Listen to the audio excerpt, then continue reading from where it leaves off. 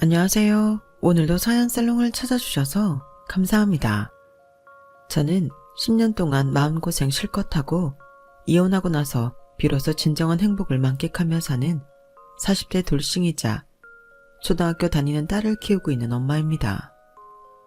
제가 이혼할 당시 딸아이 나이는 6살이었는데요. 이런 말이 어떻게 들으시면 좀 웃길 수 있는데 딸아이는 언제나 제 마음을 그 누구보다 잘 알아주는 든든한 베스트 프렌드예요. 그리고 이혼 후 지금까지도 엉뚱하지만 저와 무척이나 합이 잘 맞는 소울메이트인데, 그럼에도 불구하고 저는 딸아이가 한부모 가정 아이라 상처를 입지 않을까 늘 마음을 씁니다.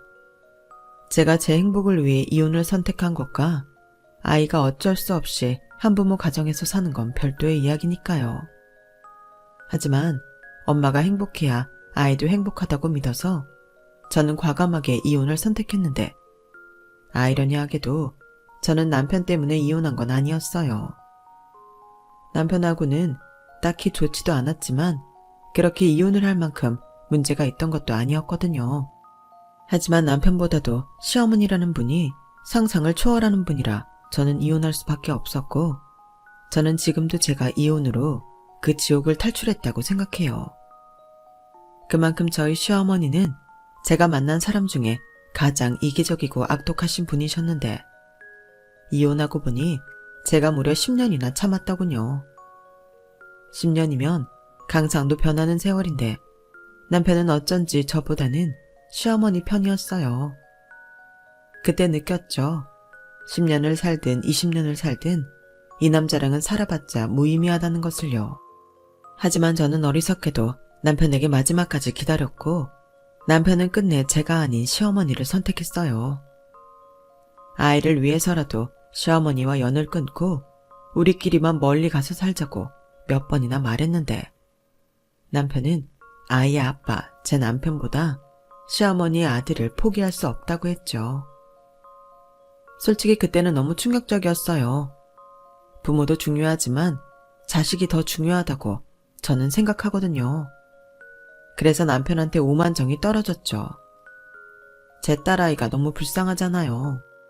하지만 남편은 딸아이에게 미안한 감정도 없었고 이 모든 것이 저 때문에 일어난 일이라고 여겼는데, 그렇게 서로를 미워하다 보니 저희 부부의 이혼 과정은 비교적 순조로웠어요.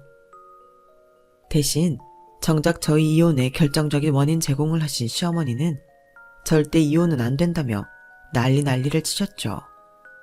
사실 그래서 더 소름 끼쳤어요. 저는 친정이 가난하다는 이유로 2년이란 긴 시간 동안 시어머니에게 결혼 반대를 당한 사람이었거든요. 그런데 절대 이혼은 안 된다고 그 난리를 치시니 거꾸로 제가 시어머니가 몸서리치게 싫었어요. 이혼한 마당에 전 시어머니에 대한 험담을 하는 게 조금은 마음이 불편한데, 제가 겪어온 세월과 이혼하게 된 사건이 너무나도 기가 차 하소연하는 마음으로 제 사연을 적어보겠습니다. 우선 제가 남편과 결혼하게 된 과정을 잠깐 말씀드리자면, 저와 남편은 같은 직장에서 만나 직장 동료에서 연인으로 발전한 사이였어요. 그리고 처음 1년은 본의 아니게 비밀 연애를 했었는데요. 솔직히 그때는 둘 다 이렇다 할 확신이 없어서 공개를 하지 않았죠. 그런데 비밀 연애라는 게 시간이 지나면 지날수록 너무 재미있더라고요. 저는 태어나 처음으로 그런 연애를 했는데 남들 몰래하는 데이트는 어쩐지 더 짜릿하고 달콤했어요. 그러다 1년이 조금 넘었을 때 다른 동료에게 들키고 말았고, 저희는 자연스럽게 회사 내의 공개 커플이 되어버렸죠. 그 뒤로는 여느 커플들처럼 사소한 걸로 싸우고 헤어졌다 다시 만나기를 반복하며 끝내 미래까지 약속하는 사이가 되었는데, 연애하면서 서로 양가 형편이 비슷하다는 걸 알았던 저에게 뜻밖의 소식이 기다리고 있었어요. 그건 바로 시어머니가 저를 보시지도 않고 안 된다고 하셨다는 거였죠. 뭐? 자기네 집에서 나를 반대한다는 거야? 왜? 난 아직 인사도 안 갔는데? 그게 내가 여자친구가 있다고 하니까 하도 꼬치꼬치 물어봐서 대답을 몇 번 해줬거든. 근데 갑자기 안 된다고 하는 거야. 나도 솔직히 우리 엄마가 이럴 줄 몰라서 너무 당황스러운데 걱정하지 마. 내가 잘 설득하고 있어. 어떻게 걱정을 하네. 이유가 뭔데? 무슨 이유가 있으니까 그러시는 걸 거잖아. 자기야, 진정해. 내가 무슨 일이 있어도 설득할 거야. 우리 엄마는 자기 아버지가 안 계시는 게 마음에 걸리나 봐. 홀어머니 밑에서 자란 딸은 다들 효녀라 결혼을 해도 친정밖에 모른다나. 뭐? 그런 말씀까지 하셨어? 저는 남편의 말을 듣고 굉장히 놀랐어요. 저는 여태 살면서 제가 효녀라는 생각을 한 번도 해본 적이 없었거든요. 그리고 그런 제가 저희 집만 챙길 것 같아 결혼을 허락할 수 없다는 예비 시어머니의 입장에 저는 어떻게 반응해야 할지 난감했는데요. 남편은 무조건 자기가 설득할 테니 저에게 기다려달라고 했어요. 그때 당시 저는 이미 저희 가족에게 남편과 결혼까지 생각하고 있다고 말해버린 상황이라 입장이 더 난처했는데 그때는 남편과 결혼하고 싶은 마음이 커서 남편을 믿고 싶었어요. 그리고 그게 2년이나 걸릴 줄은 몰랐는데 왜 주변에서 반대하면 더 애틋해진다고 저희가 딱 그 짝이었어요. 남편은 생각보다 시어머니의 반대가 길어지자 조급해졌는지 급기야 초강수를 두었는데 그때는 자기도 저와 무척이나 결혼을 하고 싶었던 건지 시어머니에게 계속 반대를 하면 그냥 집과 연을 끊고 저와 결혼하겠다고 했다더군요. 시어머니는 당신 아들이 그렇게까지 세게 나올 줄은 몰랐다는 듯 그제야 마지못해 저를 한번 보자고 집으로 부르셨어요. 그때도 저를 보는 눈초리가 어찌나 매섭든지 시간을 되돌려 미래를 바꿀 수 있다면 저는 그때로 돌아가 남편에게 헤어지자고 하고 싶네요. 그만큼 시어머니는 첫인상부터 강렬했는데 마치 저를 심사하는 심사위원처럼 질문 공세를 퍼붓더니 나중에 마지못해 결혼을 허락해 주셨어요. 단 자기가 원하는 혼사가 아니었기 때문에 1원도 보태지 않겠다고 하셨고 저희는 그걸 순순히 받아들였어요. 저는 이상하게 저희 집이든 시댁이든 도움을 받아 결혼을 하는 게 이상하게 여겨졌거든요. 크든 작든 결혼할 당사자가 알아서 하는 게 맞다고 생각한 저였기에 시어머니의 말엔 1도 데미지를 입지 않았는데 오히려 앞으로 잘해서 시어머니에게 인정받는 며느리가 되겠다는 철모를 생각을 했었어요. 지금 생각하면 너무 웃기는 생각이었어요. 하지만 그때는 그게 진심이라 뭐 하나 해준 것도 없는 시댁에 잘 보이려 참 부단히도 노력했는데요. 그런 마음이 있었기에 시댁도 참 많이 갔었어요.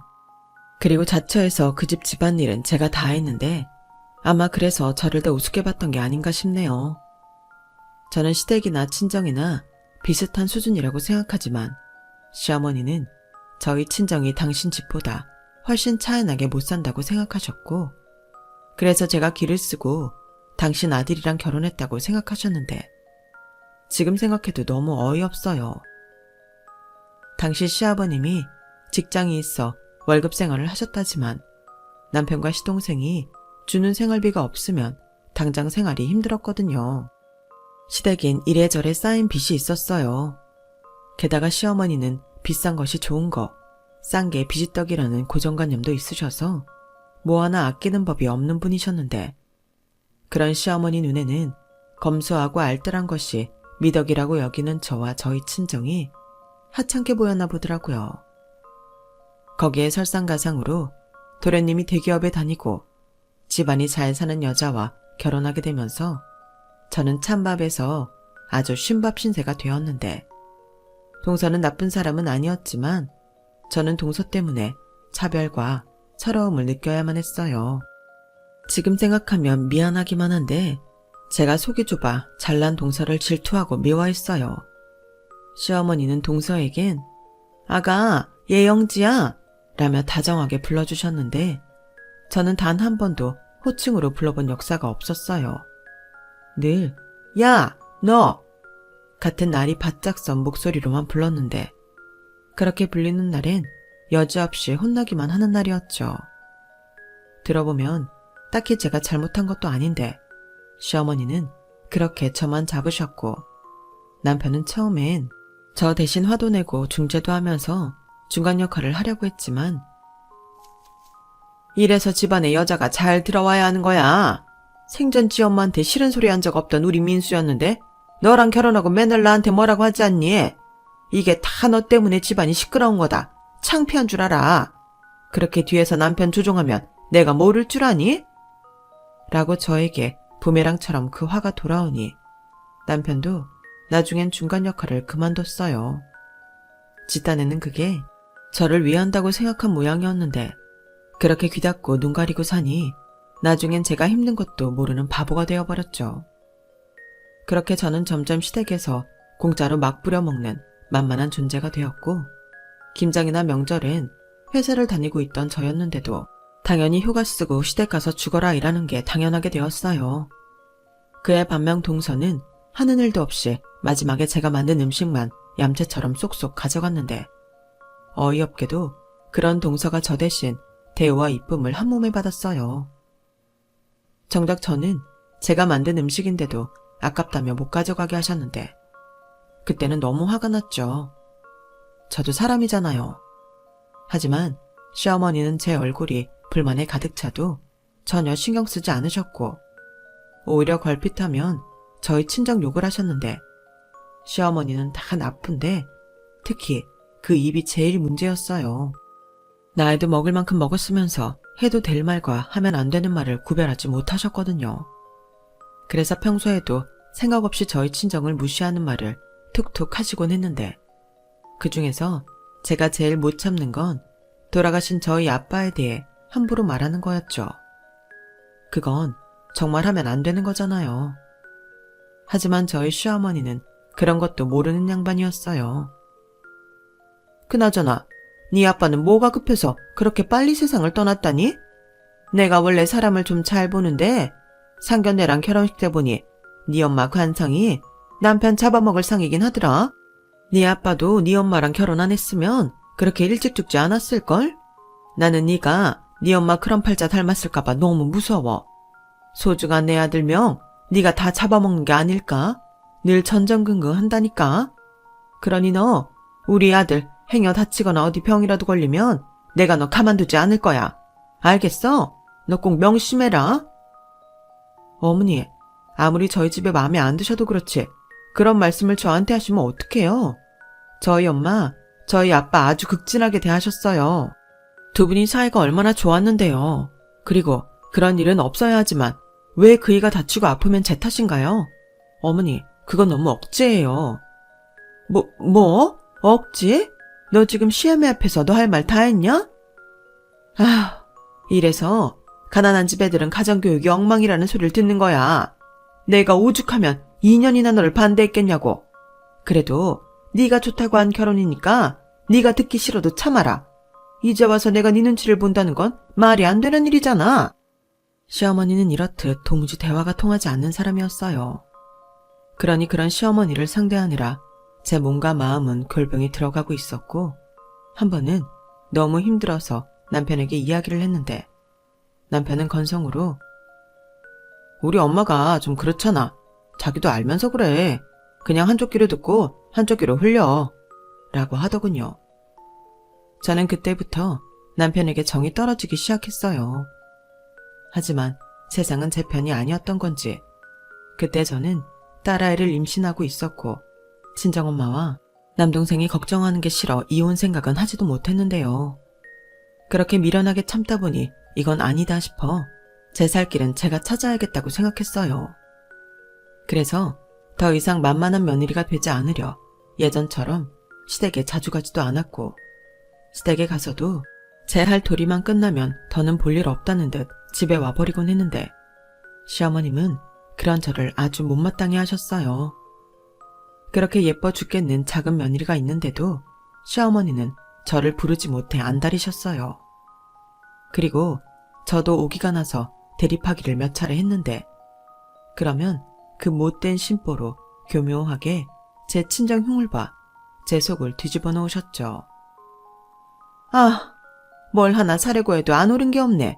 채소며 과일이며. 이래서 없는 사람들은 고기 구경이나 하겠어? 예, 니네 친정엄마는 요즘 뭐라고 안 하시니?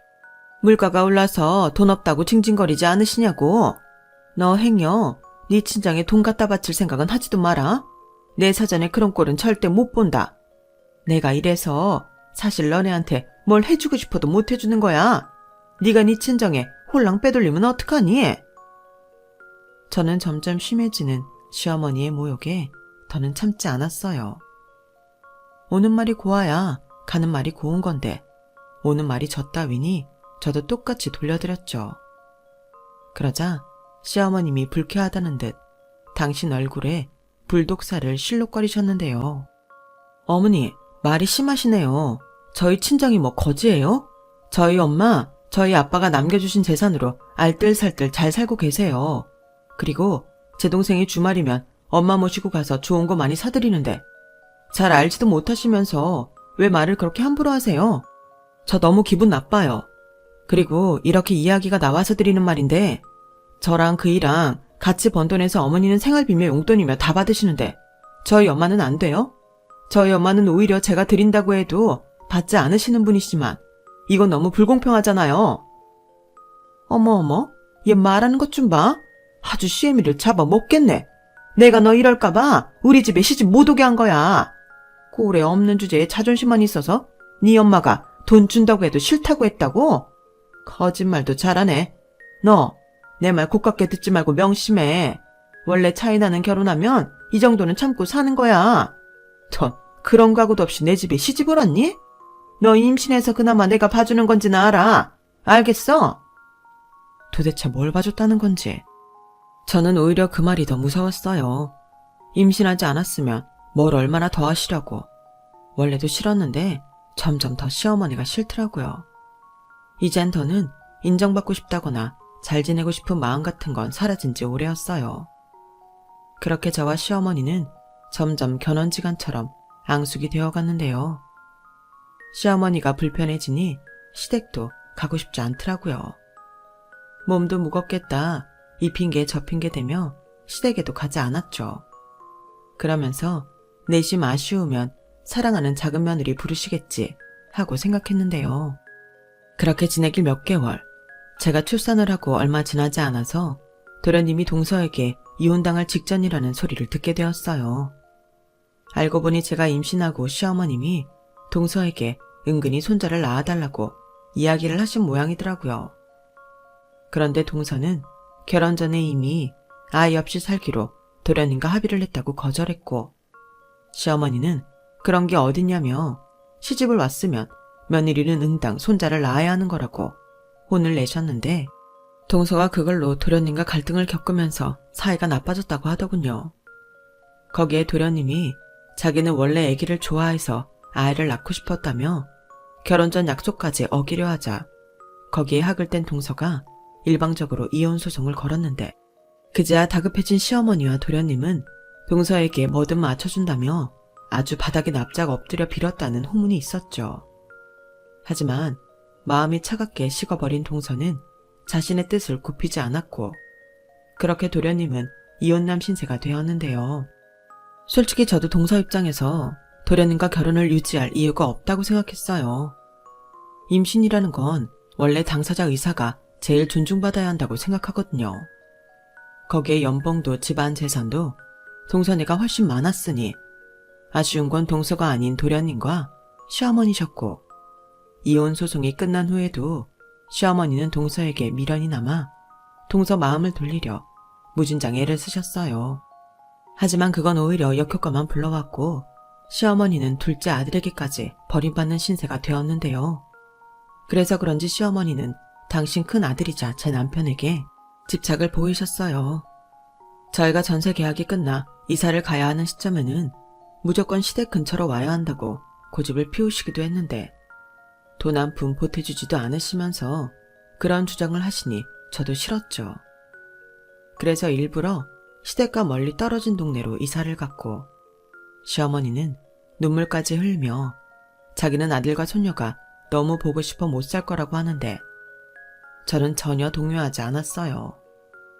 오히려 시댁과 거리상으로 더 멀어지니 신났죠. 그리고 이사 후 육아하느라 회사를 그만두게 되었는데 그 뒤로는 다른 생각이 있어서 커피와 꽃장식 공부를 하기 시작했어요. 시어머니는 돈도 안 벌면서 뻘짓하지 말라며 제 얼굴 볼 때마다 핀잔을 주셨지만 그런 소리도 이골이 나서 전혀 타격감이 없었어요. 그런데 평상시 저에게 시어머니가 뭐라고 하든 한쪽 귀로 듣고 한쪽 귀로 흘려버리라던 남편이 근데 당신 요즘 우리 엄마 말 너무 무시하는 거 아니야? 그래도 며느리인데 이건 아니지. 라고 말을 바꾸는데 그건 좀 화가 나더라고요. 그래서 저도 도련님처럼 이혼당하고 싶지 않으면 처신 잘하라고 했는데 남편은 그 소리가 꽤 거슬렸던 모양입니다. 아니, 그 어머니의 그 아들이라고. 제가 애 키운다고 돈도 못 버는데 자기 부모도 무시하니 열받았는지도 모르죠. 하지만 저희에겐 시어머니 말고는 육아를 부탁할 사람이 없었고 애당초 시어머니는 자기한테 애 맡길 생각은 하지도 말라며 못을 박았기 때문에 제가 퇴사하는 거 아니면 다른 방도가 없었어요. 원래 애 보는 것보다 나가서 일하는 게 더 편하잖아요. 하지만 남편은 제가 집에서 논다고 생각했는지 아주 작은 것도 아까워하며 쫌스럽게 굴었는데요. 그러니 부부 사이도 그다지 좋진 않았어요. 거기야 도련님이 집을 나가 어떻게 사는지 모르게 되자 자기 집엔 평소 무시하던 남편은 효자가 되었는데 저에게 집에서 노니 애 데리고 시댁에 가서 며느리 노릇을 하라고 하더군요. 제가 미쳤나요? 절대 싫다고 했죠. 그랬더니 남편 입에서 당신은 맏며느리야. 무슨 맏며느리가 이러냐? 내가 전처럼 직장 다니면 말도 안 해. 당신 시간 많잖아. 라고 똥인지 된장인지도 모를 말을 하는데 그래서 아이 낳고 남편이랑도 참 많이 싸웠어요. 그리고 내심 아예 생각도 하지 않았던 이혼이라는 두 글자를 가슴에 품게 되었는데 앞으로도 계속 이렇게 살아야 한다면 적당한 시기를 봐서 저를 위해 이혼을 선택해야 될지도 모른다고 생각했어요. 그래서 아이 키우는 틈틈이 창업교육과 함께 국비로 지원해주는 바리스타 및 화훼 장식 관련 수업을 찾아 듣게 되었는데요. 아이한테는 미안했지만 둘이 같이 나 어린이집에 맡기게 되었어요. 그랬더니 시어머니와 남편이 더 난리를 피우더군요. 제가 창업에 뜻이 있다는 걸 알면서도 괜히 뻘짓한다며 그럴 거면 취직이나 하라고 사람을 무시하는데 오기가 생기더라고요. 보란듯이 성공해서 본때를 보여주고 싶었어요. 그리고 때마침 저희 친정에 뜻밖의 돈복이 터졌는데요. 제 외할아버지가 돌아가시면서 저희 엄마에게 물려주신 땅이 그린벨트로 내내 묶여있다가 도시재생 사업으로 꽤 비싼 값에 처분하게 되었어요. 동생에게 듣기로 20억 정도는 될 거라고 하더라고요. 정말 생각지도 못한 집안의 경사였어요. 그리고 내심 제 마음도 가벼웠는데 당시 제 남동생은 5년 넘게 만나고 있던 여자가 있었거든요. 그런데 예비 올케 쪽에 좀 사는 집이라 구색을 맞추려면 동생이 돈이 좀 있어야 할 때였는데 저도 사는 게 그저 그러니 도움을 주지 못했어요. 거기에 저희 엄마는 누나한테도 돈을 해주지 않았는데 남동생에게 돈을 해주면 그것도 사위복이 미안하다고 난감해하던 차였고 엄마는 내친 김에 저희 남매에게 5억씩 똑같이 나눠주겠다고 하셨어요. 당연히 남편 입은 찢어지게 올라갔고 그 뒤로는 세상 그런 남편이 없다는 듯 다정한 남편이 되었는데 시어머니도 완전히 태도가 바뀌었죠. 저에게 야, 너! 하고 하시던 분이 선주야, 아유 우리 며느리! 라고 저를 부르시는데 솔직히 끔찍했어요. 그리고 한편으로는 씁쓸한 기분도 들었죠. 돈이라는 게 사람도 바꿔놓았잖아요. 하지만 저도 창업하고 싶은 마음이 있었기에 엄마가 주신 돈이 싫지 않았는데 내친 김에 집 근처에 봐둔 카페 자리를 큰맘 먹고 계약했어요. 그렇게 가게를 계약하고 계약서를 품에 안고 집으로 돌아왔는데 마침 시어머님이 저희 집에 계셨고 제가 가지고 온 계약서를 남편과 시어머니가 보더니 저를 잡아먹을 듯 아주 노발대발 난리가 났어요. 아니 너는 그런 걸 식구들이랑 상의도 하지 않고 그렇게 덥석 계약을 하면 어떡하니? 네가 무슨 카페를 해? 어머니, 말을 왜 그렇게 하세요? 저는 카페 하면 안 돼요? 저 카페 하려고 이것저것 많이 배우고 자격증도 다 땄어요. 어머니도 아시는 줄 알았는데? 그거야 그렇지만 네가 이렇게 진짜로 가게를 계약할지는 몰랐지. 그래서 내가 너더러 뻘짓하지 말라고 했잖아. 어머니, 전 그때도 지금도 진심이에요. 그러니 그 어린애도 어린이집에 맡기고 공부했죠. 그리고 아시다시피 이 돈으로 계약한 거 아니고 제가 갖고 있던 퇴직금으로 가게 계약했어요. 물론 나머지는 저희 엄마가 주신 돈으로 잔금 치러야 하지만 이 일랑은 상관없다고요. 아니 얘가 왜 이렇게 야박하게 선을 그어? 가족끼리 네 돈 내 돈이 어딨니? 왜?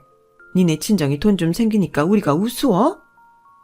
제가 우습다고 했나요? 어머니야말로 도대체 왜 그러시는 거예요? 왜긴? 지금 보니까 네가 지금 돈 좀 생겼다고 여태 당한 거 나한테 복수하는 거구나. 나는 그런 줄도 모르고 이제라도 너한테 청을 좀 주려고 했는데 어쩜 너는 사람이 그렇게 얄팍하니? 저는 어이가 없어서 할 말은 많았지만 입을 닫았어요. 어차피 싸워봤자 끝나지 않을 입씨름이 될 게 뻔해서요. 그리고 그날 저녁 내내 생각했죠.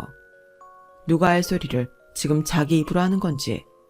시어머니야말로 이제 친정에 돈 생긴 거 보고 저한테 잘 해주시려고 하는 거면서 어쩌면 저런 소리를 아무렇지 않게 할 수 있는 건지 너무 이상하고 이해할 수 없었어요. 그리고 그뿐만이 아니었는데요.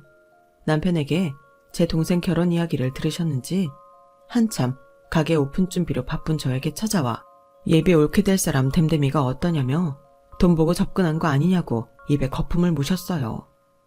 누가 보면 제 동생이 시어머니 아들인 줄 알겠더라고요. 그래서 저는 동생이 오래 만난 여자고 인성도 좋은 사람이라고 제 올케를 칭찬했는데 시어머니는 혀까지 사시며 이렇게 말씀하셨어요. 네가 알긴 뭘 알아. 사람은 내가 잘 본다. 괜히 이상한 여자 집안에 들이면 기껏 생긴 돈 다 날린다.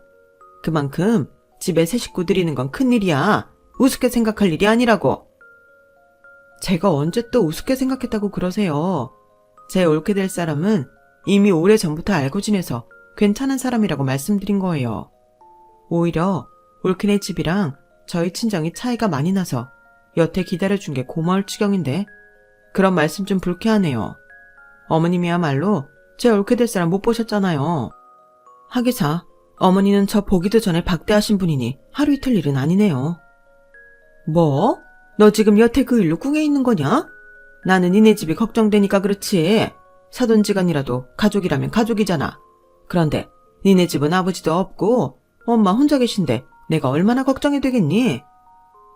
걱정 안 하셔도 돼요. 저희 옳게 될 사람 저희 엄마한테도 참 잘하고 사람도 바르고 착해요. 거기에 직업도 약사라 걱정 없고요. 그래? 안사돈이 참 이래저래 복이 많네. 원래 홀시어머니 자리는 아무도 오려고 하지 않는 건데 약사가 뭐가 아쉬워서 그런 자리를 들어가? 참 희한하네. 빛이 뭔가 구린 게 있는 거야. 그러니 내가 한번 봤으면 한다. 민수한테 들었는데 니네 아직 상견례 전이라며. 어차피 아버지 안 계셔서 한 자리 비잖아. 그 자리에 내가 가면 되겠네. 네 옳게 될 사람이면 나한테도 사돈인데 어떤 사람인지 봐야지. 어머님이 제 동생 상견례에 참석하신다고요? 그건 좀 싫은데요. 세상에서 예비 형님 시어머니까지 참석하는 상견례가 어딨어요? 어딨긴 여깄지. 그럼 뭔 친척이 뭐라고 해.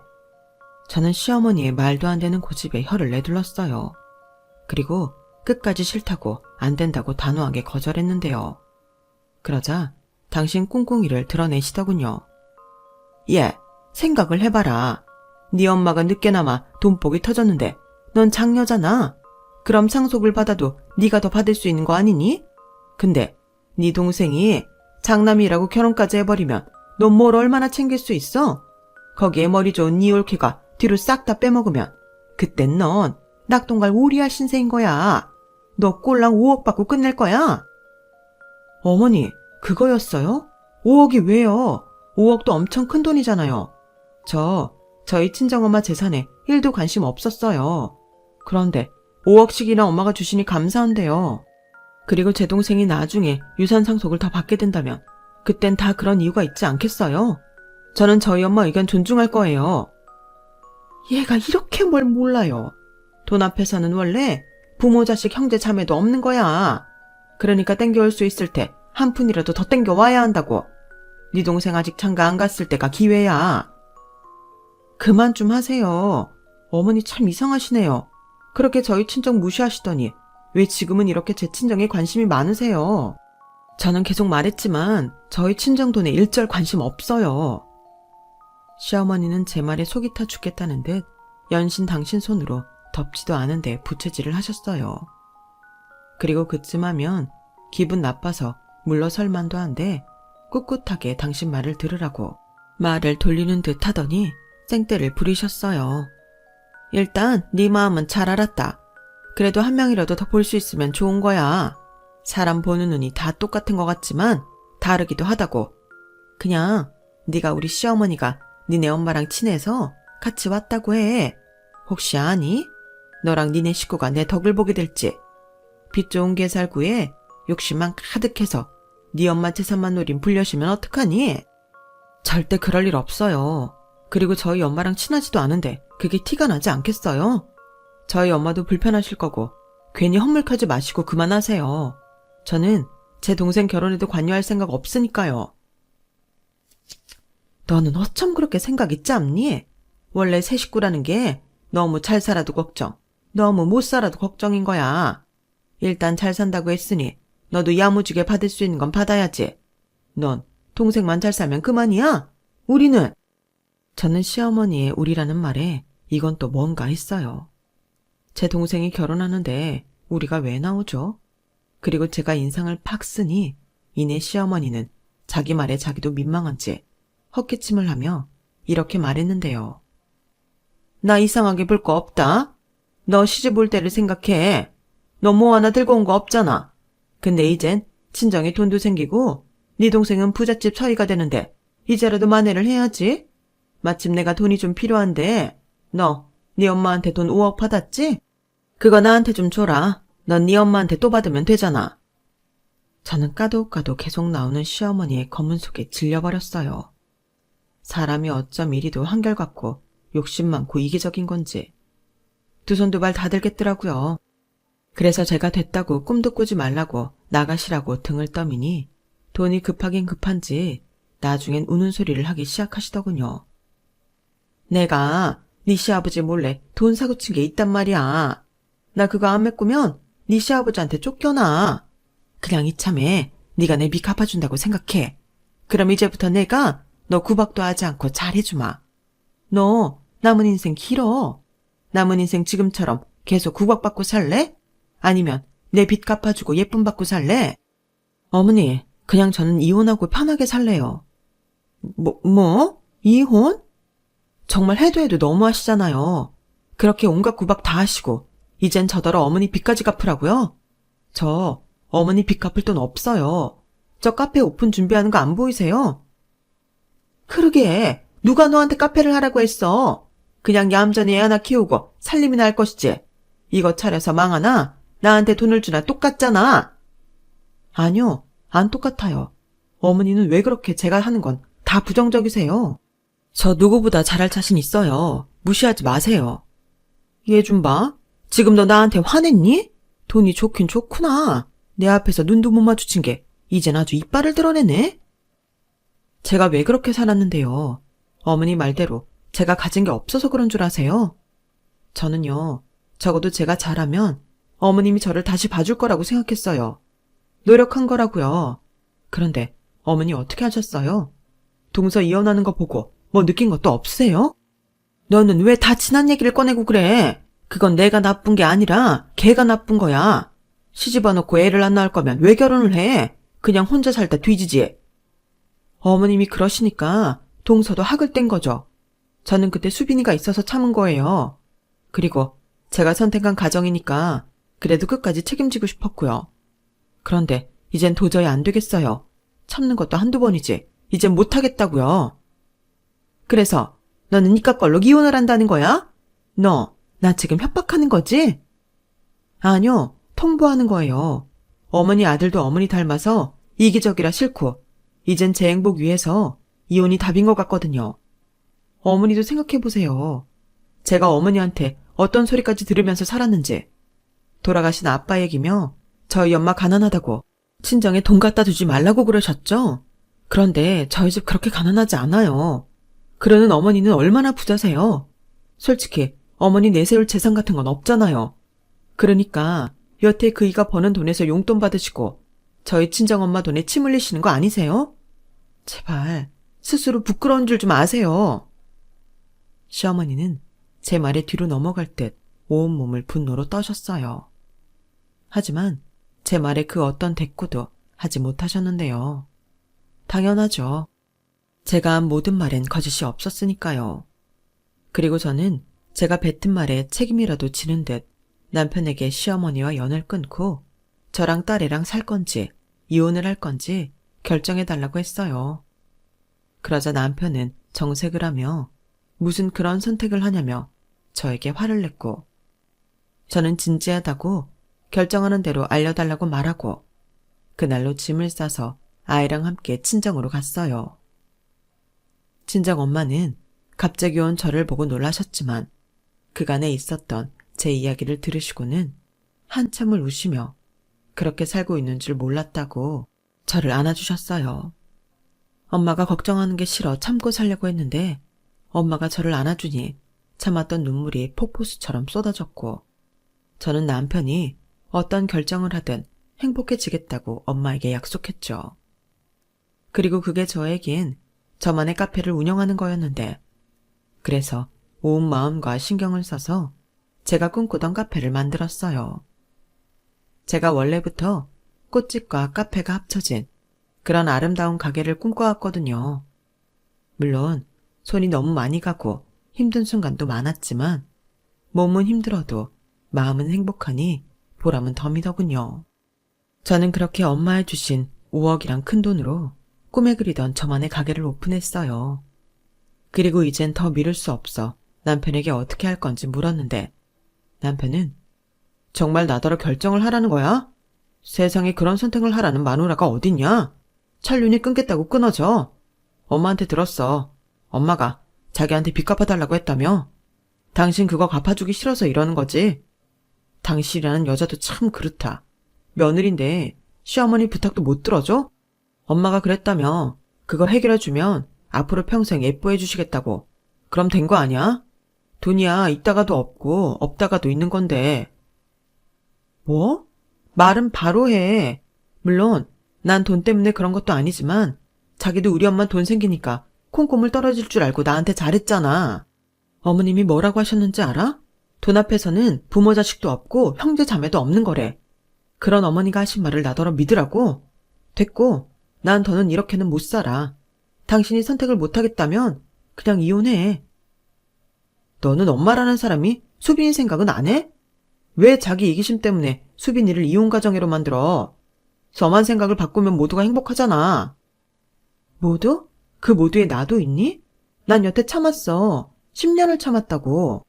근데 당신이나 어머니는 뭐 얼마나 참았는데? 됐다. 수빈이를 위해서라도 우리는 헤어지는 게 맞아. 불행한 가정에서 자라는 것보다는 행복한 한부모 가정에서 자라는 게 애 정서에도 좋을 거라고. 오늘까지 고민할 시간 줄게. 난 그래도 자기가 우리를 선택해줬으면 좋겠어. 적어도 우린 우리가 결정한 결혼이고 한 가정이잖아. 그럼 기다릴게. 저는 남편에게 하루만 더 기회를 주기로 했어요. 하지만 남편의 선택은 제가 아닌 시어머니더군요. 뭐 어느 정도 예상은 했던 일이라 서운하거나 슬프진 않았어요.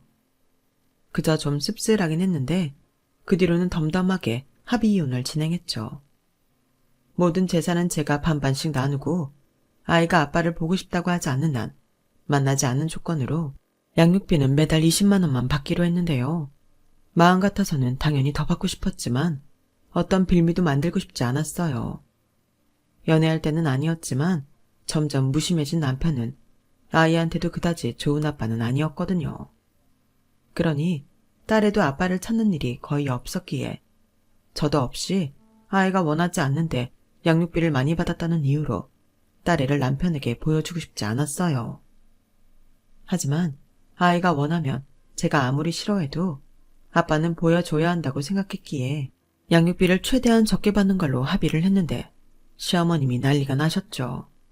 이혼은 무슨 이혼이냐며 난리가 났어요. 알고 보니 시어머니가 해결해야 할 빚이 상상을 초월하더라고요. 저한테 빚 갚아달라고 한 시점 이후에도 시어머니는 계속 빚을 만들어가고 있으셨어요. 시어머니 카드가 시어머니가 아닌 다른 사람 손에 있었거든요. 네, 시어머님은 그 연세에 20살이나 어린 애인이 있었어요. 그리고 제가 말은 그렇게 해도 어쩔 수 없이 자기 빚을 갚아줄 거라고 생각했는지 잘못된 만남을 끊어내지 못하고 계셨는데 제가 남편과 합의 이혼을 했으니 난리가 날 수밖에요. 결국 시어머니의 카드는 시어머님이 카드값을 막지 못해 정지가 되었고 시어머니의 젊은 애인은 돈을 달라며 시아버님 앞에까지 나타났는데 시아버님이 충격으로 쓰러지셨어요. 그리고 시아버님의 누나인 고모님이 완전 극대노하셔서 시부모님을 이혼시키셨는데요. 시어머니는 뭐 하나 건진 거 없이 그야말로 쪽박 신세가 되었죠. 젊은 애인은 늙고 돈 없는 시어머니를 뻥 찼고요. 그리고 오갈 데 없는 빚만 잔뜩 진 시어머니는 효자인 남편 몫이 되었는데 그 소식을 듣고 이혼한 게 얼마나 다행이었는지 몰라요. 하늘에 계신 아빠가 저 이혼하라고 이 모든 상황을 극적으로 만들어주신 것만 같더라니까요.